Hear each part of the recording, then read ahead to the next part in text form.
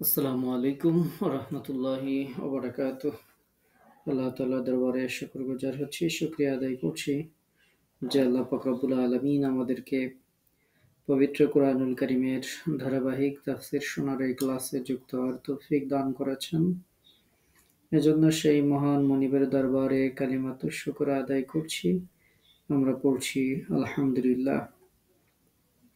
দরুদ ও সালাম জানাচ্ছি আমাদের প্রিয় নবী সাইয়্যিদুল মুরসালিন রাহমাতুল্লিল আলামিন সিরাজুম মুনীরা প্রিয় নবী মুহাম্মদুর রাসূলুল্লাহ আমরা পড়ছি সাল্লাল্লাহু আলাইহি ওয়াসাল্লাম এর প্রতি।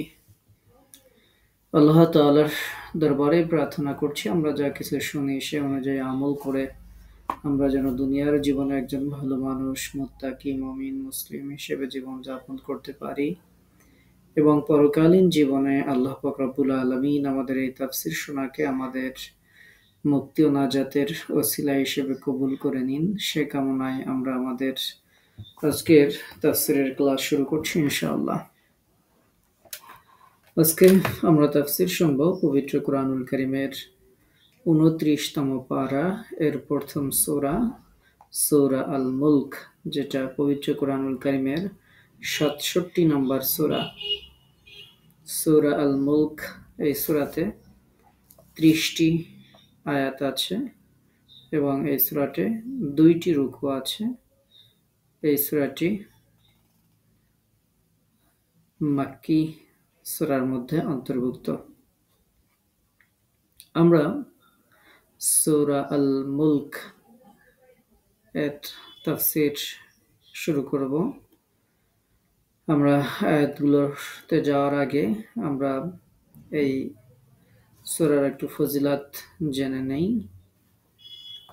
মুসনাদে আহমদে আবু হুরায়রা রাদিয়াল্লাহু তাআলা আনহু থেকে বর্ণিত হাদিসে রাসূলুল্লাহ সাল্লাল্লাহু আলাইহি ওয়াসাল্লাম বলেছেন, কুরআন কারীমে ৩০টি আয়াত বিশিষ্ট এমন একটি সূরা রয়েছে যা ওর পাঠকের জন্য সুপারিশ করতে থাকবে যে পর্যন্ত না তাকে ক্ষমা করে দেওয়া হয়।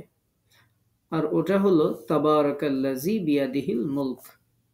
যে হাদিসটি আপনাদেরকে শোনালাম এটি মুসনাদে আহমদে যেমনভাবে আছে, আবু দাউদে আছে, তিরমিজিতে আছে, নাসাইতে আছে, ইবনে মাজাতেও এই হাদিসটি রয়েছে। হাদিসটি আবারও উল্লেখ করছি যে কোরআন কারীমে ৩০টি আয়াত বিশিষ্ট এমন একটি সূরা রয়েছে যা ওর পাঠকের জন্য সুপারিশ করতে থাকবে যে পর্যন্ত না তাকে ক্ষমা করে দেওয়া হয়। আর সেটি হলো তাবারাকাল্লাযী বিয়াদিহিল মুলক, এই সূরাটি। তাহলে সূরাটি কত গুরুত্বপূর্ণ আপনারা বুঝতে পারছেন।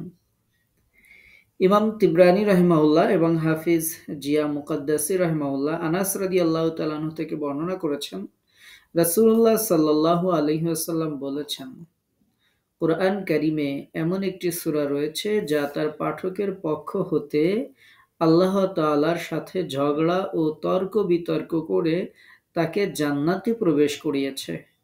ওটা হলো তাবারাকাল্লাযী বিয়াদিহিল মুলক, এই সূরাটি, যে হাদিসটি তাবারানীতে উল্লেখ করা হয়েছে। ইবনে আব্বাস রাদিয়াল্লাহু তাআলা আনহু থেকে বর্ণিত রয়েছে, নবী সাল্লাল্লাহু আলাইহি ওয়াসাল্লামের কোনো একজন সাহাবী জঙ্গলের এমন এক জায়গায় তাঁবু স্থাপন করেন যেখানে একটি কবর ছিল, কিন্তু ওটা তার জানা ছিল না। তিনি শুনতে পান যে কে যেন সূরা মুলক পাঠ করছেন এবং পূর্ণ সূরাটি পাঠ করেন। ওই সাহাবী এসে রাসূলুল্লাহ সাল্লাল্লাহু আলাইহি ওয়াসাল্লামের নিকট ঘটনাটি বর্ণনা করেন। এটা শুনে নবী সাল্লাল্লাহু আলাইহি ওয়াসাল্লাম বললেন, এই সূরাটি হলো বাধা দানকারী এবং মুক্তিদাতা। এটা কবরের আযাব থেকে মুক্তি দিয়ে থাকে। তাহলে আমরা এটার ফজিলতের ব্যাপারে আরো একটি গুরুত্বপূর্ণ হাদিস আপনারা শুনলেন যে কবরের মধ্য থেকে সাহাবী যখন এই সূরা শুনতে পেলেন তখন আল্লাহ রাসূলের কাছে ঘটনাটি বর্ণনা করলে প্রিয় নবী বলেছিলেন এটি হচ্ছে বাধা প্রদানকারী এবং মুক্তিদাতা, এটা কবরের আযাব থেকে মুক্তি দিয়ে থাকে।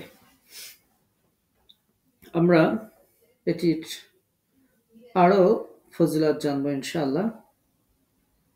আহ, সেই ফজিলত হচ্ছে এরকম যে এই হাদিসের আপনারা শুনতে পেলেন যে বাধা দানকারী, এই বাধা দানকারী আরবি শব্দ হচ্ছে মানিয়া বা প্রতিরোধকারী। মুস্তাদরাকে হাকিমে এই সূরাকে মানিয়া, যেহেতু হাদিসে এই শব্দটা উল্লেখ আছে, এজন্য প্রতিরোধকারী নামকরণ করা হয়েছে। রাসূলুল্লাহ সাল্লাল্লাহু আলাইহি ওয়াসাল্লাম থেকে যে হাদিসটি আমরা আগেই শুনলাম যে আল্লাহ তাআলার কিতাবে একটি সূরা আছে যার আয়াত তো মাত্র ৩০টি, কিন্তু কিয়ামতের দিন এই সূরা এক ব্যক্তির পক্ষে সুপারিশ করবে এবং তাদেরকে জাহান্নাম থেকে বের করে জান্নাতে দাখিল করবে, সেটা সূরা মুলক। এটি একটা বেশ কয়েকটি হাদিস গ্রন্থে হাদিসটি এসেছে। রাসূলুল্লাহ সাল্লাল্লাহু আলাইহি ওয়াসাল্লাম আলিফ লাম মিম তানজিল অর্থাৎ যেটা সূরা হামিম সাজদা, এরপর তাবারাকাল্লাযী বিয়াদিহিল মুলক সূরা মুলক, এই দুইটা সূরা না পড়ে আল্লাহ রাসূল ঘুমাতেন না, এমন একটি হাদিস রয়েছে জামে তিরমিজিতে, মুস্তাদরাকে হাকিম সহ বিভিন্ন হাদিস গ্রন্থে উল্লেখ আছে। তো আমরা এই সূরাটির ফজিলত জানলাম। আমরা এই সূরার কয়েকটি আয়াত এর মধ্যে আল্লাহ পাক রব্বুল আলামিন কি বলেছেন আমরা একটু সেটা জেনে আসি। আল্লাহ পাক রব্বুল আলামিন বলছেন, তাবারাকাল্লাযী বিয়াদিহিল মুলক ওয়া হুয়া আলা কুল্লি শাইইন কাদির। তাবারাকা বরকতময়, আল্লাযী যিনি, বিয়াদিহি যার হাতে, আল মুলক কর্তৃত্ব রাজত্ব, ওয়া হুয়া ওয়া মানে এবং, হুয়া মানে তিনি, এবং তিনি, আলা কুল্লি শাইইন সকল বিষয়ের উপরে, কাদির ক্ষমতাবান। তাহলে বরকতময় সেই সত্তা যার হাতে সর্বময় কর্তৃত্ব, তিনি সব কিছুর উপর শক্তিমান বা সব কিছুর উপর সর্বশক্তিমান। আল্লাযী খলাকাল মাউতা ওয়াল হায়া, আল্লাযী যিনি, খলাকা সৃষ্টি করেছেন, আল মাউত মৃত্যু, যিনি মৃত্যু সৃষ্টি করেছেন, ওয়াল হায়া এবং সৃষ্টি করেছেন জীবন, লিয়াবলুয়াকুম যেন তিনি পরীক্ষা করতে পারেন তোমাদেরকে, আইয়ুকুম তোমাদের মধ্যে কোন ব্যক্তি বা কে, আহসানু আমালা আমলে উত্তম, কর্মে উত্তম, ওয়াহুয়াল আজিজ আর তিনি পরাক্রমশালী, আল গাফুর ক্ষমাশীল, এবং তিনি পরাক্রমশালী, তিনি ক্ষমাশীল। তাহলে ২ নম্বর আয়াত হচ্ছে যিনি মৃত্যু ও জীবন সৃষ্টি করেছেন যাতে তিনি তোমাদেরকে পরীক্ষা করতে পারেন যে কে তোমাদের মধ্যে আমলের দিক থেকে উত্তম, আর তিনি মহাপরাক্রমশালী, অতিশয় ক্ষমাশীল। আল্লাযী খালাকা সাবআ সামাওয়াতিন তিবাকা, আল্লাযী মানে যিনি, খলাকা মানে সৃষ্টি করেছেন, সাবআ সামাওয়াত সাত আকাশ, তিবাকান স্তরে স্তরে, মা তারা ফি খালকির রহমান, মা তারা দেখতে পাবে না, ফি মানে মধ্যে, খালকির রহমান রহমানের সৃষ্টির মধ্যে, মিন তাফাউত কোনো অসঙ্গতি, ফারজিউল বাসার ফা মানে সুতরাং অতএব, ইরজিউ ফিরাও, আল বাসার দৃষ্টি শক্তি ফিরাও, হাল তারা দেখতে পাও কি, মিন ফুতুর কোনো ত্রুটি। তাহলে ৩ নম্বর আয়াত হচ্ছে যে যিনি সাত আসমানকে স্তরে স্তরে সৃষ্টি করেছেন, পরম করুণাময়ের সৃষ্টিতে তুমি কোনো অসামঞ্জস্য দেখতে পাবে না, তুমি আবারও দৃষ্টি ফেরাও, কোনো ত্রুটি দেখতে পাও কি। এরপর ৪ নম্বর আয়াত, সুম্মা রুজিউল বাসার, সুম্মা মানে অতঃপর, ইরজিউ ফিরাও, আল বাসার দৃষ্টি, অতঃপর আবারও দৃষ্টি ফেরাও, কাররাতাইনি বারবার, ইয়ানকালিব ফিরে আসবে, ইলাইকা তোমার দিকে, আল বাসার দৃষ্টি, দৃষ্টি তোমার দিকেই ফিরে আসবে। খাসিআন ব্যর্থ হয়ে, ওয়াহুয়া হাসির আর তা হবে ক্লান্ত শ্রান্ত। 4 নম্বর আয়াত, অতঃপর তুমি দৃষ্টি ফিরাও বারবার, অথবা আমরা বলতে পারি যে একের পর এক, তোমার সেই দৃষ্টি অবনমিত ও ক্লান্ত হয়ে তোমার দিকেই ফিরে আসবে। ওয়ালাকাদ যায়্যানাস সামা, 5 নম্বর আয়াতে আল্লাহ তাআলা বলছেন ওয়ালাকাদ এবং নিশ্চয়ই, যায়্যান্না আমরা সাজিয়েছি, সামা আকাশকে, আর দুনিয়া, দুনিয়া শব্দ অর্থ হচ্ছে নিকটবর্তী, তাহলে নিকটবর্তী আকাশকে, অথবা আমরা বলতে পারি দুনিয়ার আকাশকে, বিমাসাবিহা প্রদীপ রাশি দিয়ে, ওয়াজআলনাহা এবং আমরা উহাকে বানিয়েছি, রুজুমান নিক্ষেপের উপকরণ, লিশায়াতিন শয়তানদের জন্য, ওয়া আ'তাদনা লাহুম এবং আমরা তাদের জন্য প্রস্তুত করে রেখেছি, আযাবাস সাঈর প্রজ্বলিত আগুন, প্রজ্বলিত আগুন আমরা তাদের জন্য প্রস্তুত করে রেখেছি। আমি নিকটবর্তী আসমানকে প্রদীপ পুঞ্জ দ্বারা সুশোভিত করেছি এবং সেগুলোকে শয়তানদের প্রতি নিক্ষেপের বস্তু বানিয়েছি, আর তাদের জন্য প্রস্তুত করে রেখেছি জ্বলন্ত আগুনের আযাব। আল্লাহ পাক রব্বুল আলামিন এভাবে উল্লেখ করছেন যে আমি তাদের জন্য জ্বলন্ত আগুনের আযাব তাদের জন্য তৈরি করে রেখেছি। আল্লাহ তাআলা জাল্লা শানুহু এর পরের আয়াতে বলছেন ওয়ালিল্লাযীনা কাফারু বিরাব্বিহিম এবং যারা কাফারু, যারা কুফরি করে,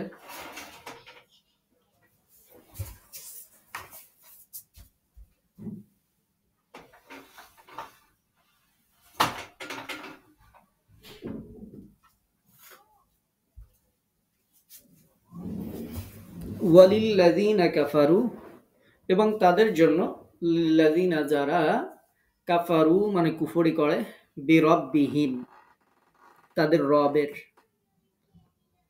আযাবু জাহান্নাম জাহান্নামের শাস্তি, ওয়া বিইসাল মাসীর এবং অত্যন্ত খারাপ প্রত্যাবর্তন স্থল, মাসির মানে প্রত্যাবর্তন স্থল, বিইসা মানে খারাপ নিকৃষ্ট, এবং খুবই নিকৃষ্ট প্রত্যাবর্তন স্থল।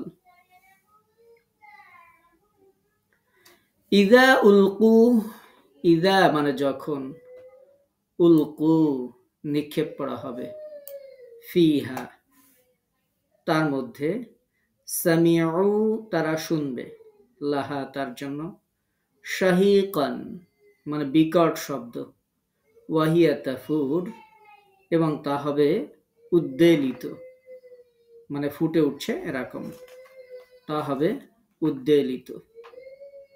তাহলে 7 নম্বর আয়াতের অর্থ হচ্ছে যখন তাদেরকে তাতে নিক্ষেপ করা হবে তখন তারা তার বিকট শব্দ শুনতে পাবে আর তা উথলিয়ে উঠবে। আচ্ছা, আমি একটু 1 মিনিট কাজটা অফ করছি।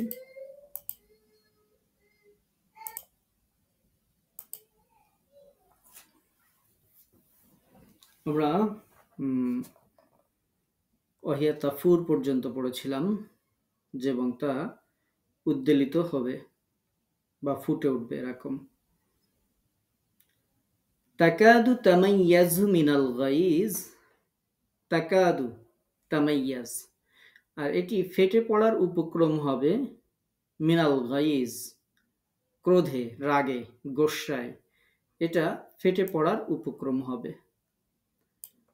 কুল্লামা উলকিয়া, কুল্লামা যখনই, উলকিয়া নিক্ষিপ্ত হবে, ফিহা তার মধ্যে, তার মধ্যে যখনই নিক্ষিপ্ত হবে, ফাউজুন কোন দল, সাআলাহুম তাদেরকে জিজ্ঞেস করা হবে বা তাদেরকে জিজ্ঞেস করবে, খজানাতুহা তার রক্ষী যারা, সেই রক্ষীরা, আলাম ইয়াতিকুম নাযীর তোমাদের কাছে কি কোনো সতর্ককারী আসে নাই?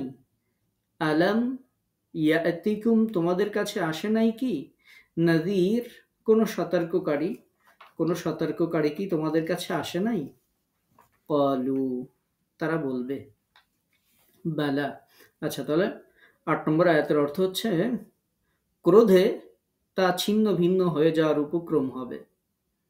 যখনই তাতে কোনো দলকে নিক্ষেপ করা হবে, তখন তার প্রহরীরা তাদেরকে জিজ্ঞেস করবে, তোমাদের নিকট কি কোনো সতর্ককারী আসেনি? ক্বালু, তারা বলবে বালা, হ্যাঁ, কদ জাআনা নাযীর, আমাদের কাছে সতর্ককারী এসেছিল। ফাকাযযাবনা, অতঃপর আমরা মিথ্যা আরোপ করেছিলাম। ওয়াকুলনা, আর আমরা বলেছিলাম, মা নাজ্জালাল্লাহ, আল্লাহ কিছুই নাজিল করেননি, মিন শাইইন, কোনো কিছু, আল্লাহ তাআলা কোনো কিছুই নাজিল করেননি। ইন আনতুম ইল্লা ফি দালালিন কাবীর, ইন আনতুম, তোমরা নও, ইল্লা ছাড়া বা ব্যতীত, ফি দালালিন কাবীর, বড় গুমরাহির মধ্যে ছাড়া অন্য কিছুর মধ্যে তোমরা নও, অর্থাৎ তোমরা বড় গুমরাহিতে লিপ্ত রয়েছে বা তোমরা ঘোর গুমরাহিতে লিপ্ত রয়েছে। তাহলে ৯ নম্বর আয়াতের অর্থ হচ্ছে, তারা বলবে হ্যাঁ, আমাদের নিকট সতর্ককারী এসেছিল, তখন আমরা তাদেরকে মিথ্যাবাদী আখ্যায়িত করেছিলাম এবং বলেছিলাম, আল্লাহ কিছুই নাজিল করেননি, তোমরা তো ঘোর বিভ্রান্তির মধ্যেই রয়েছ। ওয়াকালু, এবং তারা আরো বলবে, লাউ কুন্না নাসমাউ, যদি আমরা শুনতাম, লাউ যদি, কুন্না আমরা, নাসমাউ শুনতাম, যদি আমরা শুনতাম, আও নাকিল, অথবা যদি আমরা বুঝতাম বা বিবেচনা করতাম, মা কুন্না ফি আসহাবিস সাঈর, মা কুন্না, আমরা হতাম না, ফি আসহাবিস সাঈর, জাহান্নামের অধিবাসী বা প্রজ্বলিত আগুনের অধিবাসী। তারা বলবে, যদি আমরা শুনতাম অথবা বুঝতাম, তাহলে আমরা জ্বলন্ত আগুনের অধিবাসীদের মধ্যে থাকতাম না। ফা'তারাফু বিযামবিহিম, ফা'তারাফু, ফা মানে অতঃপর, বা এভাবে তারা স্বীকার করবে, বিযামবিহিম, তাদের যত অপরাধ ছিল সেই অপরাধগুলোকে তারা স্বীকার করবে। ফাসুহকাল লিআসহাবিস সাঈর, আর ফা মানে অতএব, সুহকান ধ্বংস হয়ে যা বা দূর হয়ে যা, অভিশাপ, অভিশাপ বা ধ্বংস, লিআসহাবিস সাঈর, জ্বলন্ত আগুনের অধিবাসীদের জন্য। অতঃপর তারা তাদের অপরাধ স্বীকার করবে, অতএব ধ্বংস জ্বলন্ত আগুনের অধিবাসীদের জন্য। আমরা শুনতে শুনতে 11টা আয়াত আমরা অলরেডি শুনে ফেলেছি। আমরা এটুকু সম্পর্কে আলোচনা করি আজকে।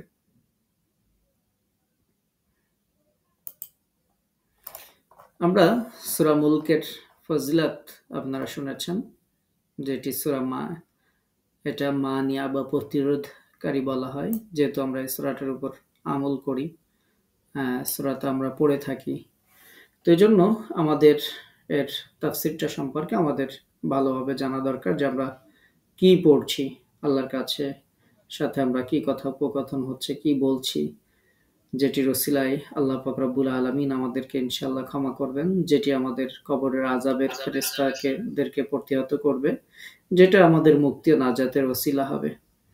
এজন্য আমরা একটু খেয়াল করে শুনবো ইনশাআল্লাহ। আল্লাহ তাআলা জাল্লা শানুহু এই আয়াতের যে অর্থগুলো আমরা শুনলাম, প্রথম আয়াতেই আল্লাহ তাআলা তার বড়ত্ব, শ্রেষ্ঠত্ব, রাজত্বর কথা আল্লাহ তাআলা বলেছেন। যত কর্তৃত্ব আছে, রাজত্ব, যা কিছু, সবকিছু, আকাশ, পৃথিবী, দুনিয়া, আখিরাত, সার্বিক যত কর্তৃত্ব আছে, সমস্ত কর্তৃত্ব হচ্ছে একচ্ছত্র অধিপতি, একচ্ছত্র যিনি মালিক, সেই আল্লাহ তাআলার জন্যই। আর তিনি সকল কিছুর উপর ক্ষমতাবান, এটা তো আপনারা বলছেন। যত নিরঙ্কুশ মালিকানা, নিরঙ্কুশ রাজত্ব, যা কিছু আছে, এই রাজত্ব শুধুমাত্র আল্লাহ পাক রব্বুল আলামিনের জন্য। এবং আমাদের যে জীবন, আমাদের যে মৃত্যু, আমরা যেই জান্নাতে যাব, যা কিছু, তার সবকিছুই কেবলমাত্র আল্লাহ পাক রব্বুল আলামিনের জন্যই নির্দিষ্ট। আল্লাহ তাআলা নিজের প্রশংসা করেছেন এই সূরার শুরুতেই এবং খবর দিচ্ছেন যে সমস্ত মাখলুকের উপর তারই আধিপত্য রয়েছে। তিনি যা চান তাই করেন। তার হুকুমকে কেউ টলাতে পারে না। তার শক্তি, তার হিকমত এবং তার ন্যায়পরায়ণতার কারণে কেউ তার কাছে কোনো কৈফিয়ত তলব করতে পারবে না। তিনি সব কিছুর উপর পরিপূর্ণ ক্ষমতাবান। আল্লাহ পাক রব্বুল আলামিন তার নিজের পরিচয় দিচ্ছেন পবিত্র কালামে ইলাহির সূরা মুলকের শুরুর এই আয়াতে। আল্লাহ তাআলা জাল্লা শানুহু। এরপর আমরা যদি দেখি দ্বিতীয় আয়াতে আল্লাহ পাক রব্বুল আলামিন বলছেন আল্লাযী খলাকাল মাউতা ওয়াল হায়া, যিনি সৃষ্টি করেছেন মৃত্যু, যিনি সৃষ্টি করেছেন জীবন, যেন তিনি পরীক্ষা করতে পারেন তোমাদের মাঝে কোন লোকগুলো কর্মে উত্তম। আর তিনি আজিজ এবং তিনিই গফুর, তিনিই পরাক্রমশালী, তিনি ক্ষমাশীল। আল্লাহ সুবহানাহু ওয়া তাআলা মৃত্যু ও জীবন সৃষ্টির বর্ণনা দিয়েছেন। এই আয়াত দ্বারা ওই লোকগুলি দলিল গ্রহণ করেছেন যারা বলেন যে মৃত্যুর অস্তিত্ব রয়েছে, কেননা ওটাকেও সৃষ্টি করা হয়েছে। এই আয়াতের ভাবার্থ হচ্ছে আল্লাহ তাআলা সমস্ত মাখলুকের অস্তিত্বহীনকে অস্তিত্বে আনয়ন করেছেন এবং সৎকর্মশীলদের পরীক্ষা হয়ে যায় যাতে এটার জন্য তিনি অস্তিত্বে নিয়ে এসেছেন। যেমন আপনারা যখন সূরা আল বাকারা তেলাওয়াত করেছেন সেখানে 28 নম্বর আয়াতে ছিল কাইফা তাকফুরুনা বিল্লাহি ওয়া কুনতুম আমওয়াতান ফাআহইয়াকুম, তোমরা কি রূপে আল্লাহকে অবিশ্বাস করছো অথচ তোমরা ছিলে প্রাণহীন, অতঃপর তিনিই তোমাদেরকে জীবিত করেছেন। সুতরাং প্রাথমিক অবস্থা অর্থাৎ অস্তিত্বহীনতাকে এখানে মৃত্যু বলা হয়েছে এবং সৃষ্টিকে জীবন্ত বলা হয়েছে। এজন্যই এরপরে আল্লাহ তাবারাকা ওয়া তাআলা বলেছেন সুম্মা ইউমীতুকুম সুম্মা ইউহয়ীকুম, পুনরায় তিনি তোমাদের মৃত্যু ঘটাবেন, অবশেষে তোমাদেরকে তারই দিকে প্রত্যাগমন করতে হবে, ফিরে যেতে হবে। লিয়াবলুয়াকুম আইয়ুকুম আহসানু আমালা, তোমাদেরকে পরীক্ষা করার জন্য যে তোমাদের মাঝে কর্মে কে উত্তম। অধিক কর্মশীলের কথা বলা হয়নি, বলা হয়নি যে তোমাদের মাঝে কে বেশি নেক আমল করে, এরকম কথা কিন্তু বলা হয়নি। বলা হয়েছে কর্মে উত্তম কে, তোমাদের মাঝে কোন লোক কর্মে উত্তম, কারা কর্মে ভালো, উত্তম কর্মশীল। আল্লাহ তাআলা মহাপরাক্রমশালী হওয়া সত্ত্বেও অবাধ্য ও উদ্যত লোকেরা তাওবা করলে তাদের জন্য তিনি যথেষ্ট ক্ষমাশীলও বটে। এজন্য আল্লাহ পাক রব্বুল আলামিন বলেছেন তিনি গফুর, তিনি ক্ষমাশীল, ওয়াহুয়াল আজিজ এবং ওয়াহুয়াল গফুর, তিনি ক্ষমাশীল পরাক্রমশালী আর তিনিই ক্ষমাশীল। আমরা এই আয়াতটার দিকে যদি তাকাই তাহলে আমরা দেখতে পারি একটা ব্যাখ্যা আমরা জানলাম যে যেহেতু আমাদের অস্তিত্ব একটা ছিল, আমরা অস্তিত্বহীন অবস্থায় চলে যাব, সেটি হচ্ছে মাউত। আর যতক্ষণ আমরা অস্তিত্ব আছে এটা হচ্ছে আয়াত বা জীবন। এটার আরেকটা ব্যাখ্যা এরকম হতে পারে যে আমরা যেন আমাদের মৃত্যুকে ভুলে না যাই। প্রত্যেকটা প্রাণী কুল্লু নাফসিন যায়িকাতুল মাউত, প্রত্যেকেই মৃত্যুর স্বাদ আস্বাদন করতে হবে। দুনিয়াতে আসার পরে আমরা আমাদের সেই চূড়ান্ত পরিণতি আমরা ভুলে যাই যে দুনিয়াতে আসার পরে সব থেকে নিশ্চিত যেটি সেটা হচ্ছে আমাদের মারা যেতে হবে। আর এটাই আমরা সব থেকে বেশি ভুলে থাকার চেষ্টা করি যে মৃত্যু যদি না আসতো, বা এমনভাবে জীবনযাপন করি যে আমি এই পৃথিবী থেকে মরবো না। কিন্তু আমাদেরকে এই পৃথিবীর আল্লাহ পাক রব্বুল আলামিন যে সৃষ্টি করেছেন, শুরুতেই বলা হয়েছে খলাকাল মাউত, আগে বলা হয়েছে মৃত্যু, ওয়াল হায়া বলা হয়েছে, এরপরে বলা হয়েছে জীবন। অর্থাৎ মৃত্যুটাকে আগে আনা হয়েছে এবং জীবনটাকে পরে আনা হয়েছে। মৃত্যুটা নিশ্চিত, যে যাকেই আমাদেরকে সৃষ্টি করে দুনিয়ায় পাঠানো হয়েছে আমাদের সবাইকে মৃত্যুবরণ করতে হবে। আপনার আমার পূর্বে এই পৃথিবী থেকে কোটি কোটি মানুষ গত হয়েছেন। আমরা আজকের যে পৃথিবীতে যেখানে যে অবস্থায় আমরা থাকি না কেন, আমাদের পূর্বপুরুষ যারা ছিলেন তারাও এই পৃথিবীর আলো বাতাসে, এই পৃথিবীর ভূমির উপর তারাও বিচরণ করেছেন, চলাফেরা করেছেন। আজকে যেই সম্পত্তির মালিক আপনি হয়েছেন, এটি একসময় আপনার দাদার ছিল, একসময় তার দাদার ছিল, একসময় তার দাদার ছিল, বা এরকম দেখা যাচ্ছে উত্তরাধিকারী সূত্রে পেয়েছেন, অথবা যেটাকে আপনি ক্রয় করেছেন, নতুন মালিক হয়েছেন, সেটা যার কাছ থেকে ক্রয় করেছেন একসময় তার ছিল, একসময় সে অন্য কারো কাছ থেকে নিয়েছে। এভাবে সবসময় এটা রোটেশন করছে। এই পৃথিবী থেকে আমরা কিছুই নিয়ে যেতে পারবো না, শুধু লিয়াবলুয়াকুম আইয়ুকুম আহসানু আমালা, যদি আমরা একটু উত্তম আমল করে যেতে পারি সেটা আমাদের সাথে যাবে। আমরা যেন দুনিয়াতে আসার পরে মৃত্যুকে ভুলে না যাই, আল্লাহ পাক রব্বুল আলামিন জীবন উল্লেখ করার আগেই মৃত্যু উল্লেখ করেছেন। আপনাকে আমাকে পৃথিবীতে পাঠানোর পূর্বেই আমরা কবে এই পৃথিবী থেকে যাব সেটা নির্ধারণ করে দেওয়া হয়েছে, যে আপনি কয়দিন, কত ঘন্টা, কত মিনিট, কত সেকেন্ড, কত মাইক্রো সেকেন্ড, কত ন্যানো সেকেন্ড আমরা এই পৃথিবীতে থাকতে পারবো, তার সবকিছুই একেবারেই সুনির্ধারিত আল্লাহ পাক রব্বুল আলামিন সৃষ্টি করে রেখেছেন। তো আমাদেরকে আল্লাহ তাআলা কেন এই পৃথিবীতে কেন পাঠালেন? যেহেতু মারা তো যেতেই হবে। যেখানে ছিলাম সৃষ্টি করে আল্লাহ তাআলা রুহের জগতে যেখানে রেখেছেন সেখানে তিনি চাইলে রাখতে পারতেন। সৃষ্টি করে আমাদেরকে চাইলে তিনি জান্নাতের মধ্যে রেখে দিতে পারতেন, দুনিয়ার এই ঝামেলার মধ্যে আসা লাগতো না। সৃষ্টি করে অন্য কোথাও তিনি আমাদেরকে রাখতে পারতেন। দুনিয়ায় কেন আমাদেরকে পাঠালেন? আল্লাহকে যদি আমরা জিজ্ঞেস করি, হে আমাদের রব, আপনি তো সবকিছুর উপর সর্বশক্তিমান, আপনি এই দুনিয়ার ঝুট ঝামেলার মধ্যে কেন আমাদেরকে পাঠাইলেন? আল্লাহ পাক রব্বুল আলামিন বলছেন, তোমাদেরকে পাঠানো হয়েছে লিয়াবলুয়াকুম, আমি শুধু এটুকু পরীক্ষা করে দেখব, আইয়ুকুম আহসানু আমালা, তোমাদের মাঝে কোন লোকগুলো কর্মে উত্তম। শুধু এটুকু দেখার জন্যই আমি তোমাদেরকে এই দুনিয়াতে প্রেরণ করেছি। তো আমরা সেই উত্তম কর্ম বাদ দিয়ে কখনো কখনো আমরা খারাপ কর্মের মধ্যে জড়িয়ে যাব, কখনো সখনো গুনাহ করে ফেলবো, কখনো সখনো মনটা ভালো হয়ে যাবে, আল্লাহর ভয় অন্তরে ঢুকবে। তখন আবার যখন আমরা আল্লাহর কাছে তওবা করব, তখন তিনি গফুর, তিনি আবার আমাদেরকে ক্ষমা করে দেবেন। সেটিও আল্লাহ পাক রব্বুল আলামিন এই আয়াতের মধ্যে বলেছেন। সুতরাং আমাদের উচিত, আমাদের দায়িত্ব সদা সর্বদা সর্ব অবস্থায় আল্লাহ পাক রব্বুল আলামিনের কাছে ইস্তিগফার করা, ক্ষমা চাওয়া। তাহলে আমরা এই আয়াত থেকে জানলাম যে আমাদেরকে দুনিয়ায় পাঠানো হয়েছে পরীক্ষা করার জন্য। শুধু শুধু আমাদেরকে পাঠানো হয়নি। দুনিয়ায় আপনার আমার সবার কর্মব্যস্ততা আছে। এর মধ্য দিয়ে কারা সৎকর্মসমূহ সম্পাদন করে, কারা উত্তম কর্মসমূহ সম্পাদন করে, সেটি আল্লাহ পাক রব্বুল আলামিন দেখবেন। আমরা যদি দেখি প্রত্যেকটা পেশায়, দেখবেন প্রত্যেকটা পেশায় মানুষের মধ্যে এই ভেরিয়েশন আছে। যারা শিক্ষক তাদের মধ্যে একজন সালাত আদায় করে, কোরআন পড়ে, একজন পড়ে না। যারা কৃষক তাদের মধ্যে একজন সালাত আদায় করে, একজন করে না। যারা চাকরিজীবী একজন যাকাত দেয়, একজন যাকাত দেয় না। যাদের উপর হজ ফরজ, আত্মীয় স্বজনের মধ্যে একজন হজ করে, একজন করে না। তো একই সমাজে বসবাস করে, একই দেশে বসবাস করে, একই স্ট্যাটাস, একই মর্যাদায়, একই ইউনিভার্সিটির ছাত্র হওয়ার পরে কেউ করে, কেউ করে না। তো আল্লাহ তাআলা এটাই দেখার জন্য পাঠিয়েছেন যে কে করে আর কে করে না। আইয়ুকুম আহসানু আমালা, কে উত্তম কর্মসমূহ সম্পাদন করে আর কে করে না।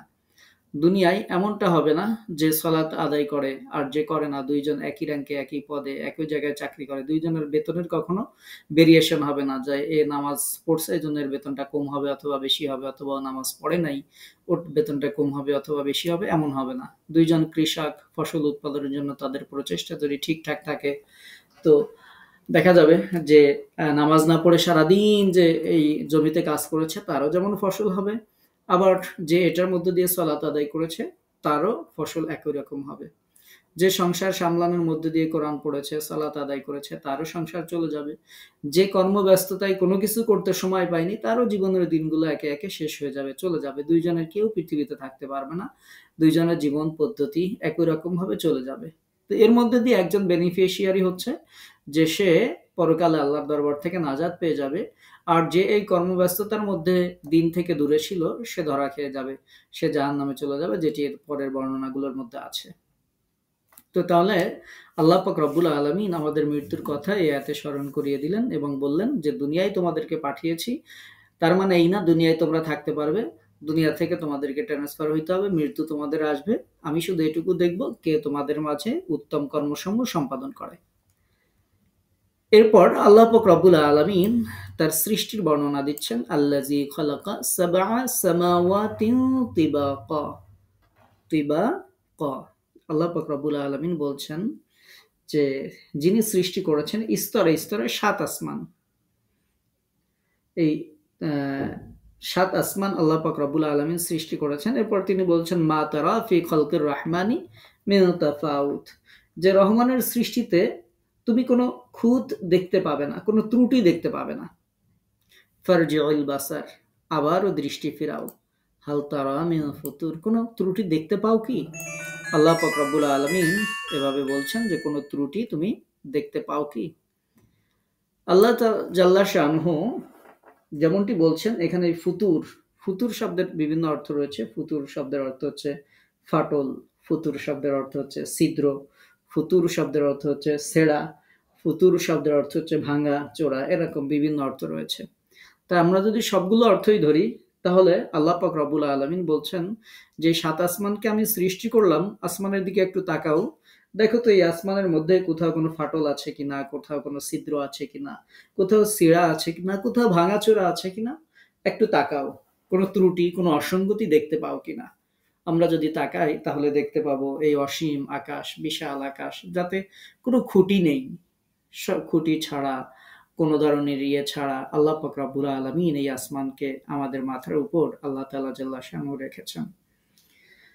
আল্লাহ পাক রব্বুল আলামিন আবারও বলছেন যে মা তারা ফি খালকির রাহমানি মিন তাফাউত, যে দয়াময় আল্লাহর সৃষ্টিতে তুমি কোনো খুঁত দেখতে পাবে না, কোনো ত্রুটি বিচ্যুতি তুমি দেখতে পাবে না,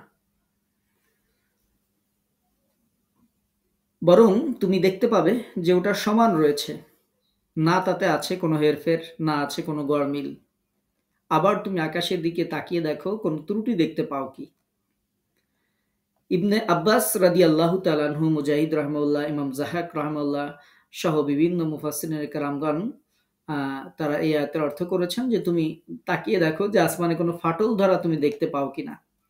এটি বলা হয়েছে। ইমাম সুদ্দি রাহমাহুল্লাহ বলেছেন যে ছিন্ন ভিন্ন কোনো অবস্থা তুমি আসমানের দিকে তাকিয়ে দেখো, তুমি দেখতে পাও কি?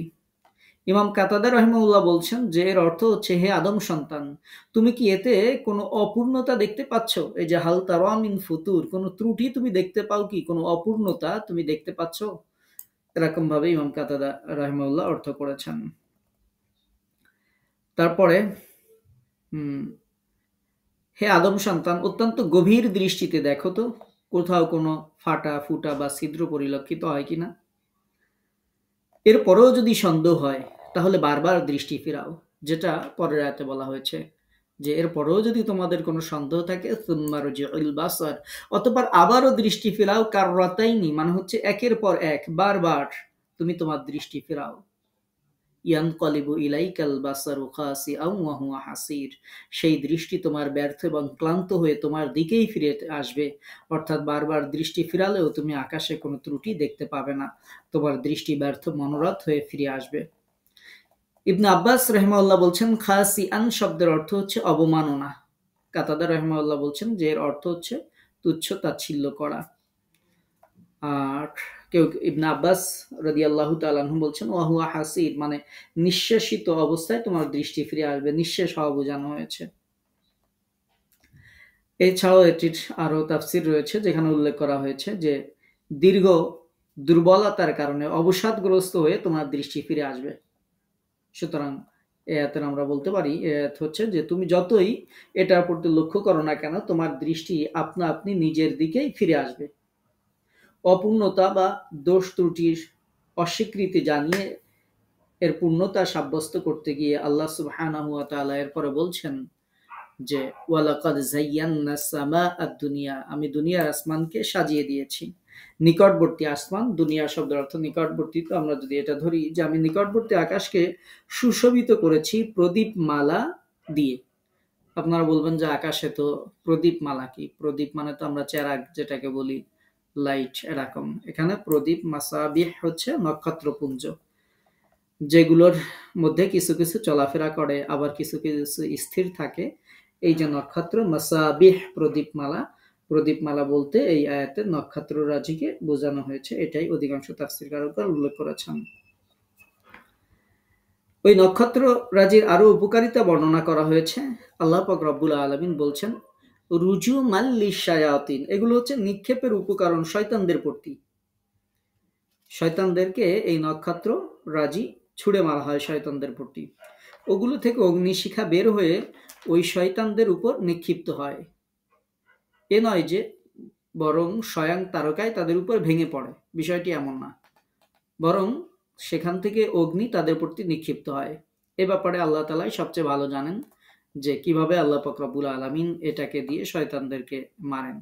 এটা আল্লাহ তাআলাই ভালো জানেন। শয়তানদের জন্য তো দুনিয়ায় এই শাস্তি, আর আখিরাতে আল্লাহ তাআলা তাদের জন্য জ্বলন্ত আগুনের শাস্তি অবশ্যই প্রস্তুত করে রেখেছেন। যেমনটি আল্লাহ তাআলা জাল্লা শানুহু সূরা সাফফাতের মধ্যে বলেছেন যে, আমি নিকটবর্তী আকাশকে নক্ষত্ররাজির সুষমা দ্বারা সুশোভিত করেছি এবং রক্ষা করেছি প্রত্যেক বিদ্রোহী শয়তানদের থেকে।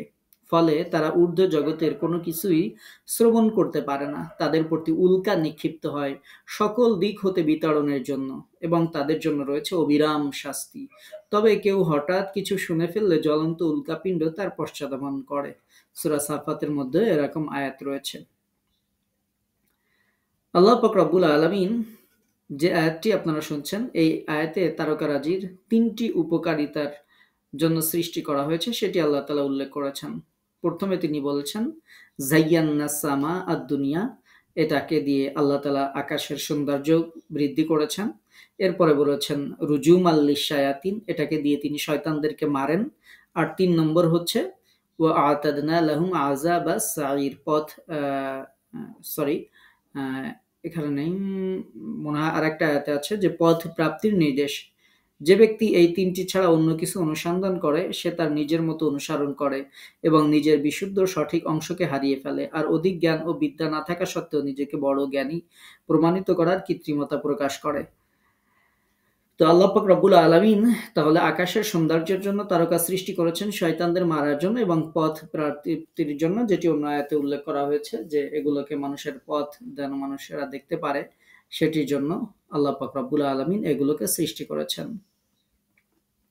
আল্লাহ তাআলা জাল্লা শানুহু এরপর বলছেন ওয়ালিল্লাযিনা কাফারু, আর যারা কুফরি করেছে, বিরব্বিহিম, তাদের রবের সাথে, আযাবু জাহান্নাম, তাদের জন্য রয়েছে জাহান্নামের শাস্তি, ওয়া বিইসাল মাসীর, আর সেটা হচ্ছে নিকৃষ্ট প্রত্যাবর্তন স্থল, ফিরে যাওয়ার খুব নিকৃষ্ট জায়গা। জাহান্নাম ফিরে যাওয়ার জন্য খুবই নিকৃষ্ট একটি জায়গা।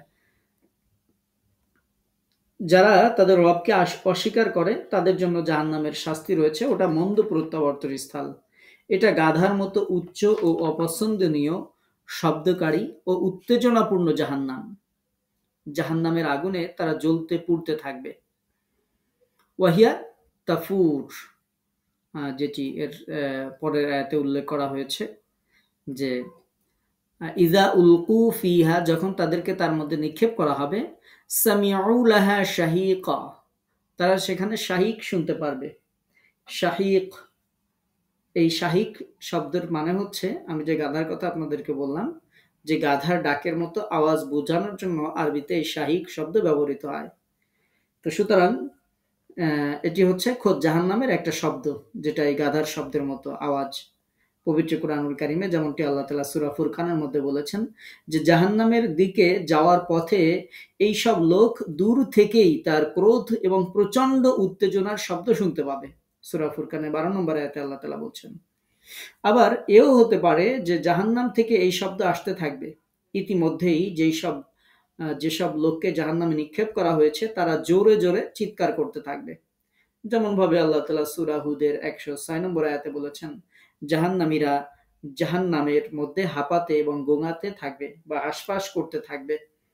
তো এই শব্দ হতে পারে সামিউ লাহা শাহীক, এই শাহীক শব্দ তারা শুনতে পাবে। ওয়াহিয়া তাফুর, এবং এই জাহান্নামের মধ্যে সেটি টকবক করে ফুটতে থাকবে, উদ্বেলিত হতে থাকবে। যে ইমাম শাওরি রাহিমাহুল্লাহ বলছেন যে ওটি এমন হবে যেমন অনেক পানিতে সামান্য কয়েকটি বীজ বা দানা ফোটানো হয়। আল্লাহ পাক রব্বুল আলামিন এর পরের আয়াতে বলছেন তাকাদু তামাইয়াজু মিনাল গাইজ, এটা ক্রোধে ফুটতে থাকবে। আগুনের তেজস্ক্রিয়তার কারণে শরীরের এক অংশে যখন তাপ লাগতে থাকবে, অপর অংশ শরীর থেকে তখন ছিন্ন বিচ্ছিন্ন হয়ে যাবে। এরকম একটি অবস্থা সেখানে জাহান্নামীদের মধ্যে সৃষ্টি হয়ে যাবে। ওই জাহান্নামীদেরকে অধিক লাঞ্ছনা করা এবং তাদের উপর শেষ যুক্তি প্রতিষ্ঠিত করার জন্য জাহান্নামের রক্ষীরা তখন তাদেরকে বলবে, আলাম ইয়াতিকুম নাজির, ওহে হতভাগ্য দল, আল্লাহর রাসূলগণ কি তোমাদের নিকট এটা হতে ভয় প্রদর্শন করেননি? তখন তারা বলবে, হাই হাই করতে থাকবে, আর তখন তারা উত্তর দিবে যে বালা, কলু তারা বলবে বালা, হ্যাঁ অবশ্যই রাসূল এসেছিলেন, মানুষেরা আমাদেরকে সতর্ক করেছিল। কদ জাআনা নাযীর, আমাদের কাছে সতর্ককারী এসেছিল, আমাদেরকে তারা সতর্ক করেছেন। কিন্তু বড়ই দুর্ভাগ্যের বিষয় যে ফাকাজ্জাবনা, আমরা তাদেরকে মিথ্যাবাদী বলেছিলাম। আরো আমরা বলেছিলাম ওয়াকুল্না মা নাজ্জালাল্লাহু মিন শাইইন, আমরা তাদেরকে আরো বলেছিলাম যে আল্লাহ তাআলা কোনো কিছুই নাজিল করেননি, আপনারা তো মহা বিভ্রান্তিতে রয়েছেন। এটিও আমরা তাদেরকে বলেছিলাম।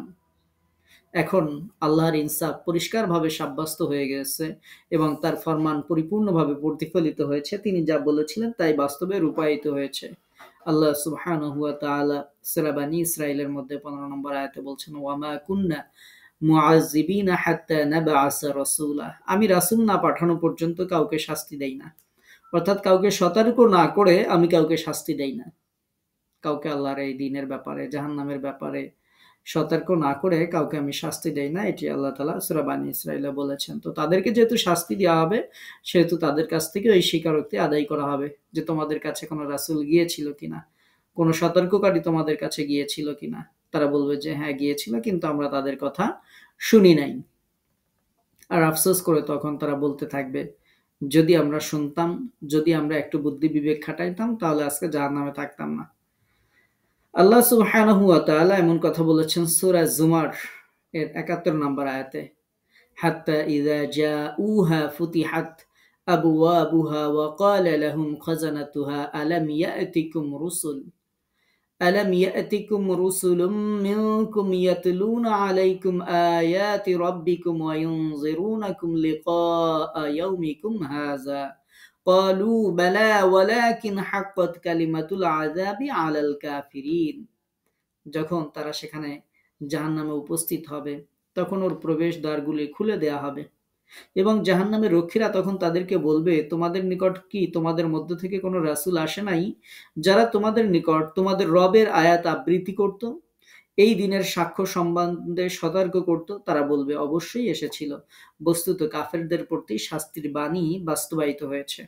সূরা জুমারের ৭১ নম্বর আয়াতে আল্লাহ তাআলা সেখানেও কাফেরদের এই পরিণতির কথা আল্লাহ পাক রব্বুল আলামিন উল্লেখ করেছেন। তারা তখন নিজেরা নিজেদেরকে তিরস্কার করতে থাকবে, নিজেরাই নিজেদের যেমন গাল চাপড়ানোতে থাকে মানুষেরা। নিজেরা যদি কোনো ভুল করে, সেই ভুলের কারণে যদি বিপদে পড়ে, তাহলে মানুষেরা দুনিয়ায় যেমন অস্বস্তিতে ভুগতে থাকে, চুল ছিঁড়তে থাকে, নিজেকে নিজে গালি দিতে থাকে, সেরকম অবস্থা হবে। তারা নিজেদেরকে তিরস্কার করবে এবং বলবে, লাউ কুন্না নাসমাউ, হায় আফসোস যদি আমরা শুনতাম, আও নাকিলু, অথবা যদি একটু বুদ্ধি বিবেক প্রয়োগ করতাম, মা কুন্না ফি আসহাবিস সাঈর, তাহলে আজকে আর জাহান্নামে থাকতাম না, জাহান্নামের অধিবাসী হতাম না। আমরা বিবেক প্রয়োগ করলে প্রতারিত হতাম না এবং আমাদের মালিক ও খালিক আল্লাহকেও আমরা অস্বীকার করতাম না। তার রাসূলদেরকে মিথ্যাবাদী জানতাম না এবং তাদের আনুগত্য থেকে মুখও আমরা ফিরিয়ে নিতাম না। আল্লাহ পাক রব্বুল আলামিন বলবেন যে তারা নিজেরাই তাদের অপরাধ স্বীকার করে নিয়েছে, সুতরাং তাদের প্রতি অভিশাপ। তো ফাতারাফু বিজামবিহিম ফাসুহকাল লিআসহাবিস সাঈর বলা হয়েছে যে অতঃপর তারা তাদের অপরাধ স্বীকার করবে। সুতরাং জ্বলন্ত আগুন অধিবাসীদের জন্য, জ্বলন্ত আগুনের ধ্বংস জ্বলন্ত আগুনের অধিবাসীদের জন্য। তারা যেহেতু অপরাধ স্বীকার করবে, সুতরাং তাদের জন্য ধ্বংস বা অভিশাপ। মুসনাদে আহমদে বর্ণিত আছে, রাসূলুল্লাহ সাল্লাল্লাহু আলাইহি ওয়াসাল্লাম বলেছেন, মানুষ কখনোই ধ্বংস হবে না যে পর্যন্ত না তারা নিজেরাই নিজেদের অকল্যাণ দেখে নিবে এবং নিজের অপরাধ স্বীকার করবে। মুসনাদে আহমদের হাদিসে এরকম উল্লেখ আছে। তো যারা সেখানে যাবে তাদের অবস্থা এরকম হবে, যারা জাহান্নামে যাবে, যারা দুনিয়াতে আল্লাহর দ্বীন থেকে যারা বিরত থাকবে, ফিরে থাকবে, তাদের অবস্থাটা এরকম হবে। এরপরের যে অংশ শুরু হয়েছে, সেখানে যারা আল্লাহকে মেনে নিয়েছে, ভয় করেছে, তাদের কি প্রতিদান হবে সেটির কথা এরপরে উল্লেখ করা হয়েছে। আমরা আগামী ক্লাসে ইনশাআল্লাহ 12 নম্বর আয়াত থেকে শুনবো ইনশাআল্লাহ। আজকে যতটুকু আমরা শুনলাম, সেখানে আল্লাহ পাক রব্বুল আলামিনের পরিচয়, তার শ্রেষ্ঠত্ব, তার সৃষ্টিতত্ত্ব আল্লাহ পাক রব্বুল আলামিন উল্লেখ করেছেন এবং যারা তার সাথে নাফরমানি করবে তাদেরও কথা, তাদের কি পরিণতি হবে সেটিও আল্লাহ পাক রব্বুল আলামিন উল্লেখ করেছেন। আল্লাহ পাক রব্বুল আলামিন যেমনটি যেভাবে বলেছেন আমরা তেমনটি যেন সেভাবে বিশ্বাস করে আমল করে চলতে পারি। আল্লাহ তাআলা সেই তৌফিক আমাদেরকে দান করুন। আল্লাহ পাক রব্বুল আলামিন যে আহসানু আমালার কথা বলা হয়েছে, আল্লাহ তাআলা যেটা বলেছেন আহসানু আমালা, উত্তম আমল, সেটিও যেন আমরা করতে পারি। আল্লাহ তাআলা একান্ত মেহেরবানি করে আমাদেরকে সেই তৌফিক দান করুন। এই সূরাকে রাসূলুল্লাহ সাল্লাল্লাহু আলাইহি ওয়াসাল্লাম মানিআ বলেছেন বা কবরের শাস্তি প্রতিরোধকারী বলেছেন। মুক্তিদাতা বলা হয়েছে, জাহান্নাম থেকে মুক্তি দিবে। আল্লাহ পাক রব্বুল আলামিন এই সূরাকে আমাদের সকলের জন্য কবরের আযাব থেকে হেফাজতকারী এবং আমাদেরকে জাহান্নাম থেকে হেফাজতকারী হিসেবে আল্লাহ পাক রব্বুল আলামিন কবুল করে নিন। আমরা পড়ছি আমিন। ওয়া মা তাওফিকি ইল্লা বিল্লাহ। কারো কোনো প্রশ্ন আছে?